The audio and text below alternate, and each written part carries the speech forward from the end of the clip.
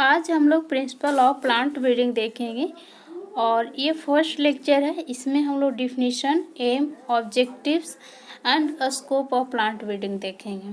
First यहाँ पे definition देखते हैं।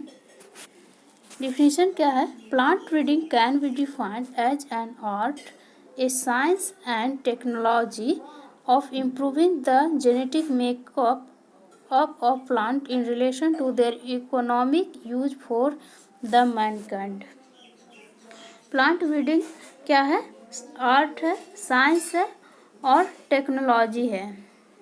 इसमें टेक्नोलॉजी का भी यूज करते हैं, बायोटेक्नोलॉजी जिसमें हो गया, नैनो टेक्नोलॉजी, ये सब का यूज करते हैं, जिसके कारण क्या होता है? इम्प्रूव होता है जेनेटिक मेकअप ऑफ प्लांट। जो प्लांट का जेनेटिक मेकअप रहेगा उसको इम्प्रूव करना होता है और वो इकोनॉमिक होता है। किसके लिए? मैनकाइंड के लिए।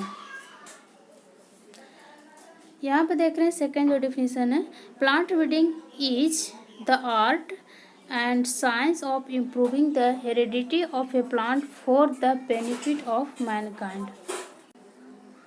थर्ड यहाँ पे हम लोग देख रहे हैं क्या है? Plant breeding deals with genetic improvement of crop plant, also known as science of crop improvement.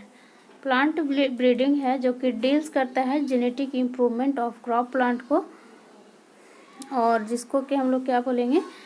Science of crop improvement. Last time पे देख रहे क्या है? Science of changing and improving the heredity of a plants.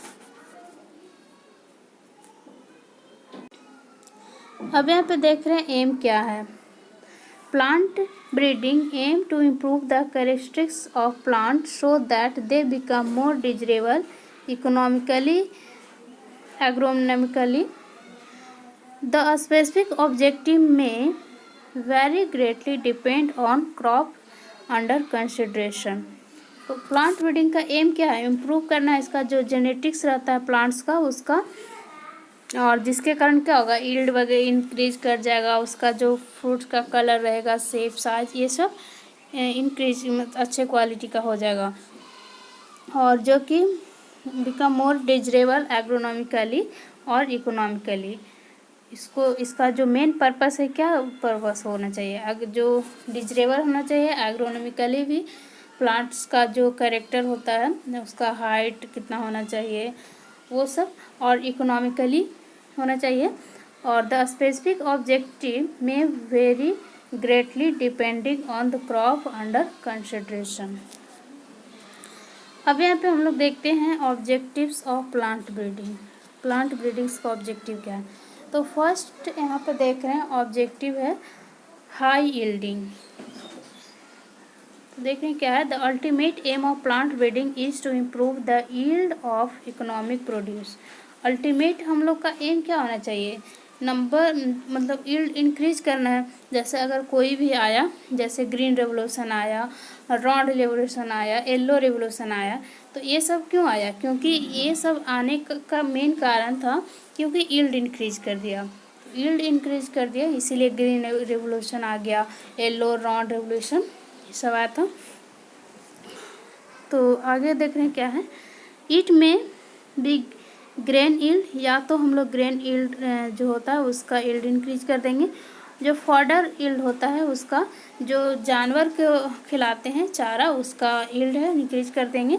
जैसे अगर milk revolution आया था तो इसका मेन कारण था कि जो फॉडर का यील्ड था वो बहुत ज़्यादा इंक्रीज कर गया था, जिसके कारण गुजरात में हाई मिल्क का प्रोडक्शन हुआ था, और वही मेन कारण था मिल्क रेवोल्यूशन का, वाइट रेवोल्यूशन का।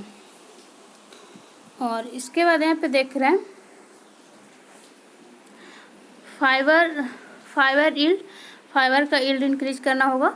और ट्यूबर यील्ड, जो कि रॉन्ड रेवोल्यूशन आया, वो क्यों आया? ट्यूबर का जो यील्ड था वो बहुत ज़्यादा इंक्रीज कर दिया गया इसीलिए। और केन यील्ड और wild yield depending upon the crop species. Improvement in yield can be achieved either by evolving high yielding variety और हाइब्रिड। अब इसका जो सेकेंड ऑब्जेक्टिव देख रहे हैं वो है इम्प्रूव्ड क्वालिटी। सेकेंड ऑब्जेक्टिव क्या है? क्वालिटी को इम्प्रूव करना। तो इसमें क्या है? quality of a produce is another important objective in plant breeding. The quality characters vary from crop to crop. जो क्वालिटी है, क्वालिटी कैरेक्टर्स है, वो वैरी करता है प्लांट टू प्लांट। जैसे अभी मैंगो का देख रहे होंगे तो बहुत तरह के मैंगो मार्केट में अवेलेबल है। कुछ में अधिक फाइबर होते हैं, कुछ में कम फाइबर होते हैं, और साइज़ भी बहुत वैरी करता है। यहाँ पे देख रहे हैं, जैसे एग्जांपल देख रहे हैं कि ग्रेन का साइज हो गया, कलर हो गया। ग्रेन का साइज अगर फ्रूट्स है तो उसमें चाहेंगे कि मतलब बड़ा साइज का आवे, और कलर जो देखने में अट्रैक्टिव कलर हो उस तरह का हम लोग इम्प्रूवमेंट करेंगे। उसके बाद मिलिंग होना चाहिए and baking. Quality in wheat में जो क्वालिटी होना चाहिए वो मिलिंग और बेकिंग क्वालिटी, जिसके कारण कि फूलेगा।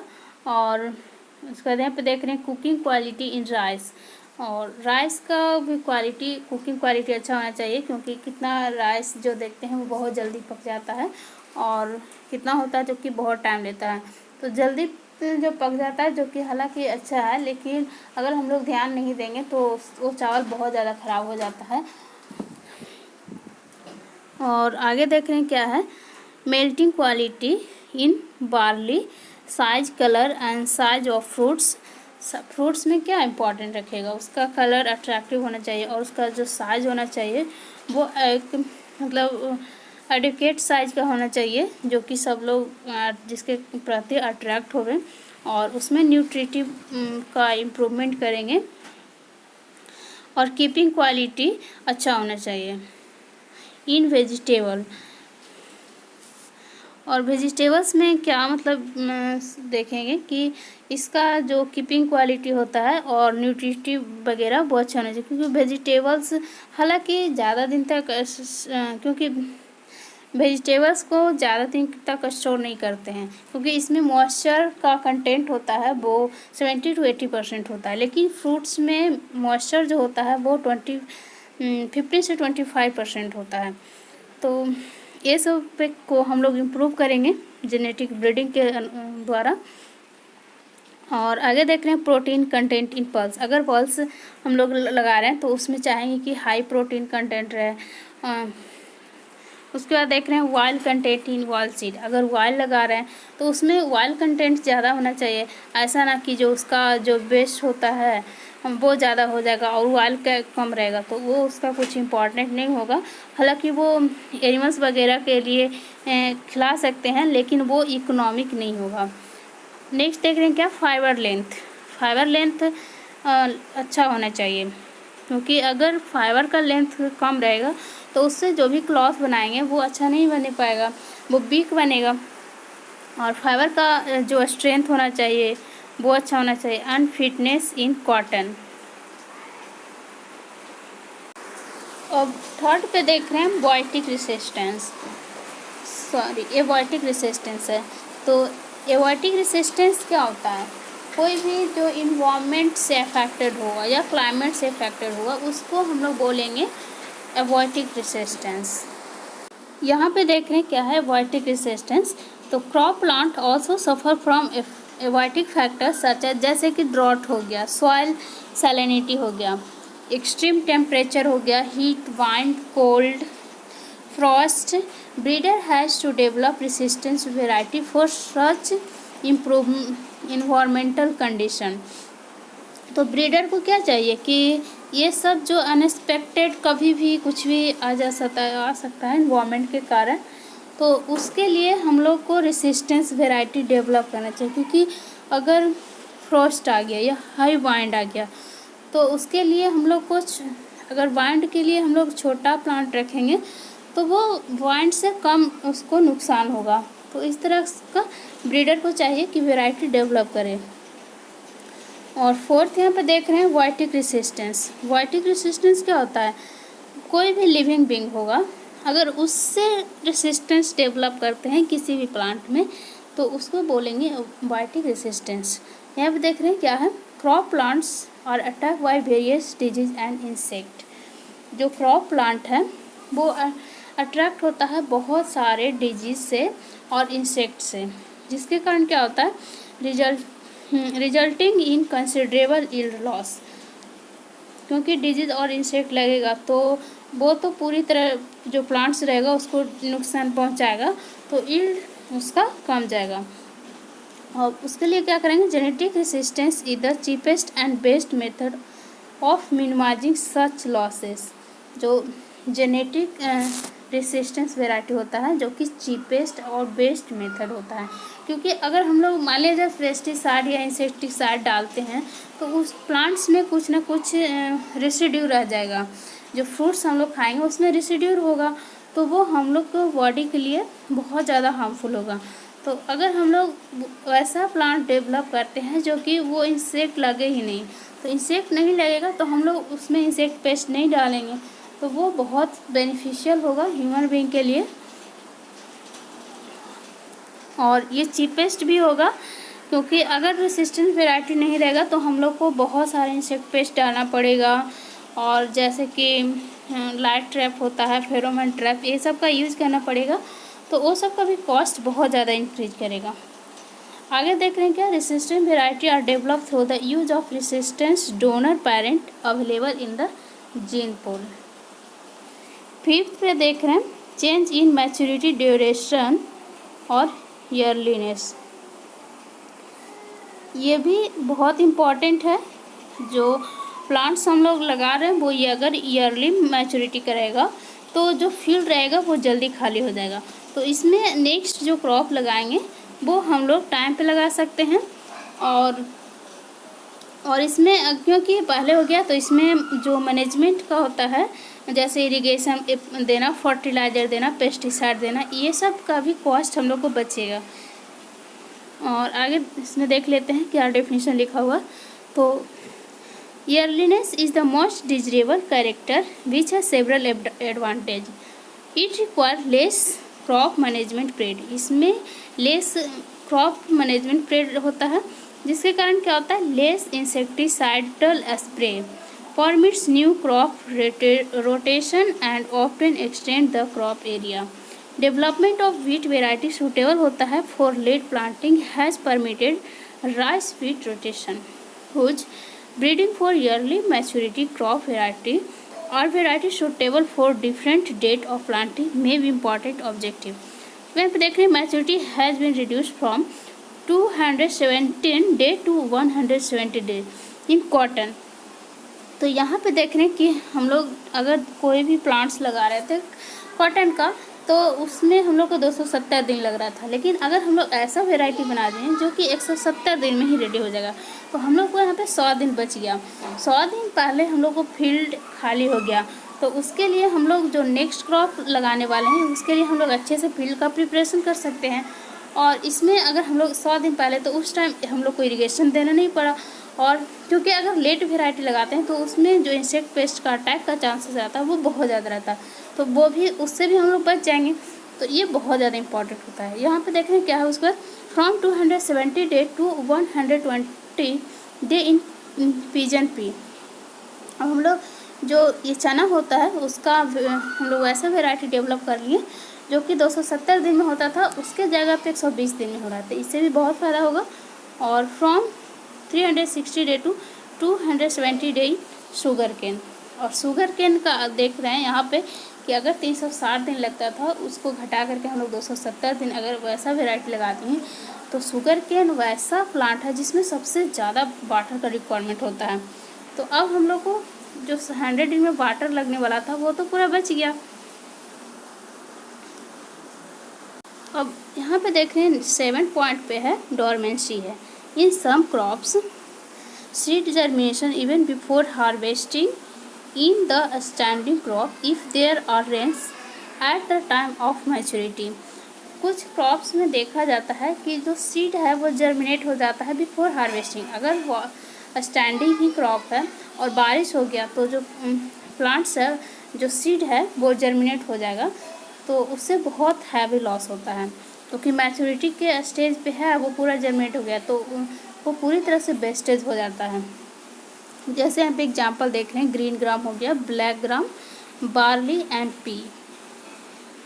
The period of dormancy has to be induced in this crop to check loss due to germination. In some other cases, however, it may be desirable to remove dormancy. और 8 point पे देख रहे हैं वो है desirable agronomic character. It included plant site.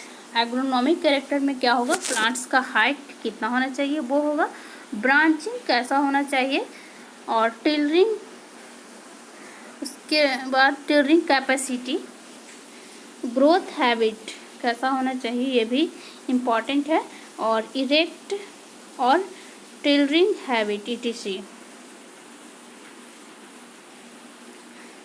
यहाँ पे देख रहे हैं इट ऑब्टेन डिजरेबल.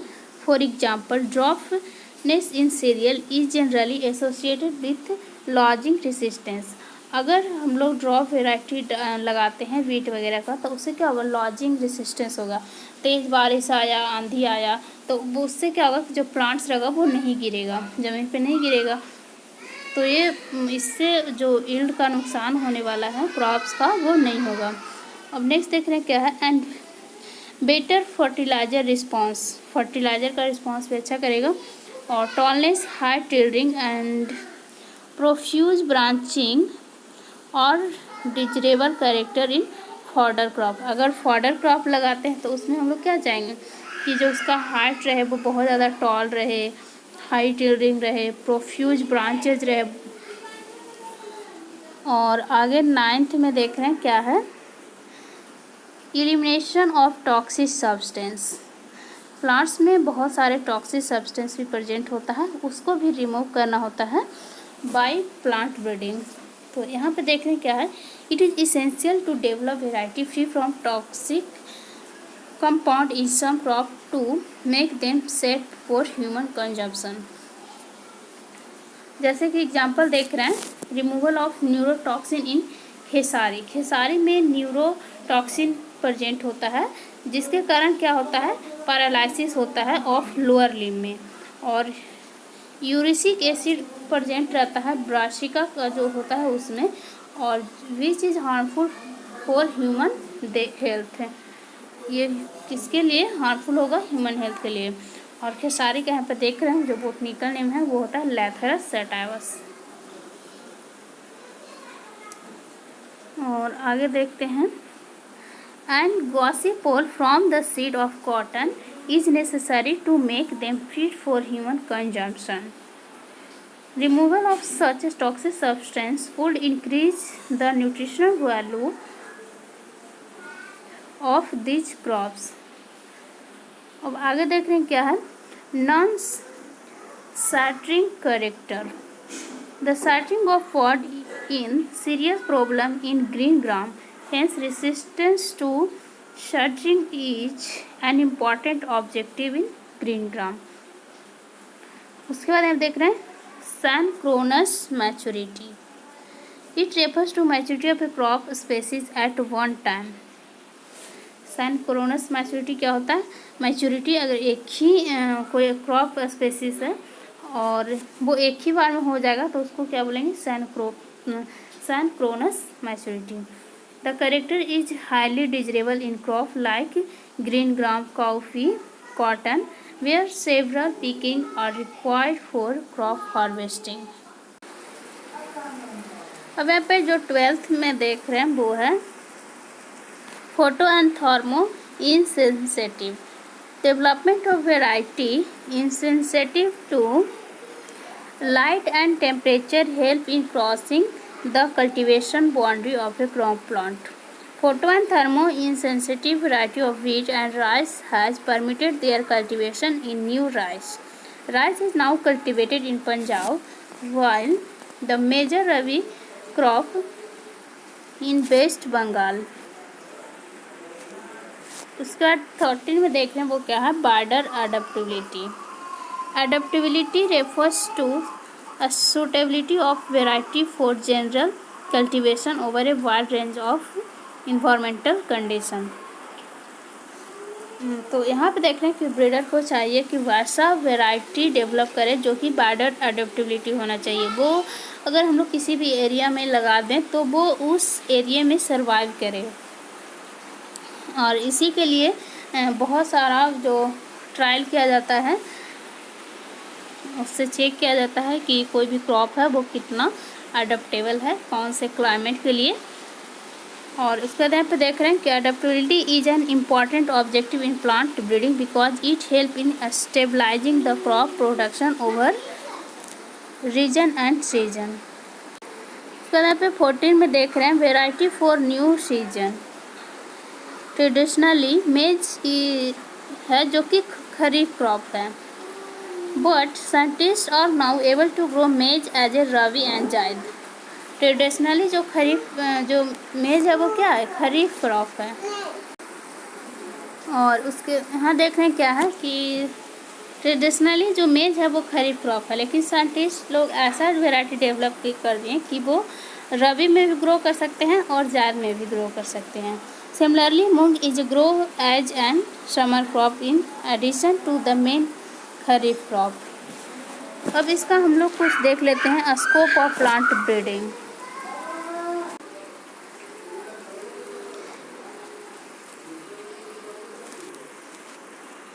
यहाँ पे देख रहे हैं क्या है, from time immortal the plant breeder has been helping the mankind with knowledge of classical genetic. Number of variety have been evolved in different crop plants. In order to combat the global alarm created by population explosion, देख रहे हैं क्या है कि global alarm है created by population explosion, बहुत ज़्यादा population बढ़ रहा है। The food front has to be a strength which is serious challenge in those scientists concerned with agriculture. क्योंकि इतना पॉपुलेशन इंक्रीज कर रहा है तो जो फूड फ्रंट है उसको स्ट्रेंथ करना ये सीरियस चैलेंज है साइंटिस्ट के पास जो कि एग्रीकल्चर से जुड़े हुए हैं। और यहाँ पे देख रहे हैं advance in molecular biology have sharpen the tools of breeder. आजकल माइक्रोबायोलॉजी का यूज करें तो उससे क्या हो रहा है, शार्प टूल्स हो रहा है ब्रीडर्स के लिए and brightened the prospect of confidence to serve the humanity. Application of biotechnology to field crop has already led to the field testing of genetically modified crop plant. Genetically engineering rice, maize, soybean, cotton, oil seeds, rape, sugar beet, and alfalfa cultivars are expected to be commercialized before the close of 20th century. Genes from varied organisms may be expected to boost the performance of crop, especially with regard to their resistance to phytic and phytic stress. In addition, crop plants are likely to be cultivated for recovery of valuable compounds like pharmaceutical produced by gene introduced into them through genetic engineering. It may be pointed out that in Europe, pyridine and antithrombin protein is already being produced from transgenic Brassica nafas. अब यहाँ पे कुछ देख रहे हैं undesirable effect, वैसा effect जो कि सूटेबल नहीं हो किसी भी ब्रीडर के लिए या ग्रोअर के लिए। तो यहाँ पे देख रहे हैं फर्स्ट क्या है, रिडक्शन इन डाइवर्सिटी अगर कम रहेगा तो उससे बहुत ज़्यादा नुकसान होगा किसी भी ग्रोअर को। यहाँ पे देख रहे हैं क्या है, मॉडर्न इम्प्रूव वेराइटी और more uniform than land races whose plant breeding lead to reduce in diversity. The uniform variety are more prone to new races of pathogen and land races. अगर यूनिफॉर्म एक ही बहुत सारा का plant नहीं लगाएंगे, कोई भी फील्ड है और उसमें मान लीजिए एक कोई भी स्टेट है और उसमें एक ही टाइप का वेराइटी लगा दिए और जैसे वेस्ट बंगाल में आया था राइस वीट में आया था तो जो बंगाल फैमान आया था उससे क्या मतलब जो पूरे जो था क्रॉप्स वो ख़त्म हो गया था। तो उस तरह का हम लोग को नहीं करना है, क्योंकि अगर उस तरह का किए तो कोई भी डिजीज़ आएगा और पूरा का पूरा ख़त्म हो जाएगा और जिसके कारण क्या था, जो पोटैटो था वो पूरी तरह से ख़त्म हो गया था। तो इसीलिए हम लोग को डाइवर्सिफाइड क्रॉप करना है। उसके बाद यहाँ पे देख रहे हैं क्या है, द इन्फॉर्म वेराइटी और more prone to new area of pathogen and land races which have high genetic diversity. उसका सेकेंड पे देख रहे हैं narrow genetic basis. Uniform variety have narrow genetic basis, such a variety generally have poor adaptability. और यहाँ पे sorry गलती बोल दिए थे, जो आयरिश फमाइन है वो आया था पोटैटो के लिए था, लेट ब्लाइट ऑफ पोटैटो हुआ था। ये पाइथोरेमिया इन्फेस्टेंस के कारण हुआ था, और इसके कारण क्या होता है, डिजीज था डिस्ट्रॉय कर दिया था इंटायर पूरे जो पोटैटो क्रॉप्स है उसके कारण। और जिसके कारण क्या होता है, जो आयरलैंड में 20 लाख पीपल का डेथ हुआ था ड्यू टू स्टार्वेशन, भूखमरी के कारण। और हम जो बोल रहे थे बंगाल फेमाइन, वो ब्राउन स्पॉट ऑफ राइस हुआ था, और ये हुआ था हेलमेंथोस्पोरिया ओराइजी के कारण, और ये मेनली रूप से बंगाल में ही आया था। तो ये यहाँ पे ध्यान रखेंगे। अब यहाँ पे देख रहे हैं जो सेकंड है वो नैरो जेनेटिक बेसिस है। यहाँ इसका क्या होता है, inform variety have narrow genetic basis, such a variety generally have a poor adaptability. अगर नैरो जेनेटिक रहेगा तो उसका क्या होगा कि वो पुअर एडेप्टेबिलिटी रहेगा। उसका danger of uniformity, most of the improve variety have some common parent in the pedigree which में causes danger of uniformity. Fourth पे देख रहे हैं unreasonable combination, sometime plant breeder lead to unreasonable combination. The example of man-made crop having unreasonable combination of character of Rhapnobrassica and Pomato. तो unreasonable character यहाँ पे देख रहे हैं Rhapnobrassica और जो पोमैटो का है, और ये रैफनस मूली और जो ब्रासिका था कैबेज उसको कंबाइन करके बनाया गया था। ये लोग सोचे थे कि जो अंडरग्राउंड में होगा वो मूली होगा और ऊपर बंदा गोभी होगा, लेकिन ऐसा नहीं हुआ था। और उसी तरह यहाँ पे देख रहे हैं जो पोमैटो है, ये पोटैटो और टोमेटो का है, इसमें भी वही हुआ था। जो साइंटिस्ट लोग थे वो सोच रहे थे कि जो पोटैटो होगा वो अंडरग्राउंड में होगा और टोमेटो जो अपर होगा, लेकिन वैसा नहीं होता। तो ये क्या है, अनरीजनेबल कॉम्बिनेशन है, जो हम लोग एक्सपेक्ट कर रहे थे वैसा नहीं हुआ था। और उसके बाद यहाँ पे देख रहे हैं फिफ्थ पे क्या है, increase susceptibility to minor disease and pest due to emphasis और breeding for resistance to major disease and insect pest obtain result in an increase susceptibility to minor disease. These have gained importance and in some cases produce severe epidemic. The epidemic caused by Botrytis cinerea in chicken pea during 1982 Punjab, Haryana. The severe infection by Colonel Blunt on some wheat variety, infestation of mealybug in BT cotton.